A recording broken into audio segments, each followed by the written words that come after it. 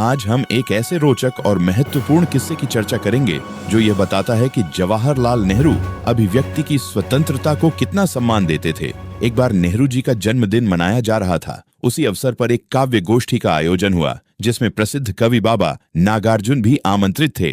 काव्य पाठ की शुरुआत से पहले इंदिरा गांधी जी ने नागार्जुन से कविता सुनाने का अनुरोध किया। इस पर नागार्जुन ने मुस्कुराते हुए कहा, इंदु, तुम्हारे पिता हमारी कविता सुन नहीं पाएंगे। लेकिन इंदिरा जी के दोबारा आग्रह करने पर वे मंच पर पहुंचे और बिना झिझक नेहरू की ही आलोचना करती अपनी कविता सुनाने लगे।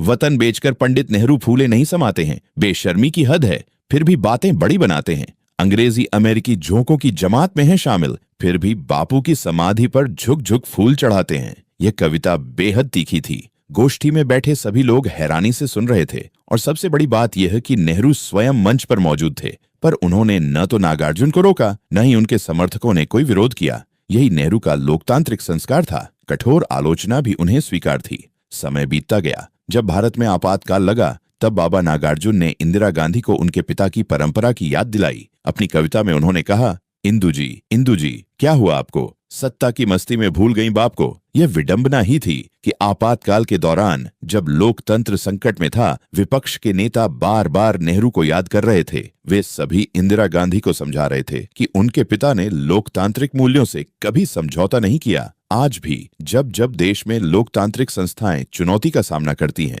या राजनीति में संकीर्णता और सांप्रदायिकता बढ़ती दिखती है, भारतीय जनता अनायास ही नेहरू को याद करती है, क्योंकि नेहरू केवल एक नेता नहीं थे बल्कि उन सिद्धांतों के प्रतीक थे जिन पर हमारा लोकतंत्र खड़ा है।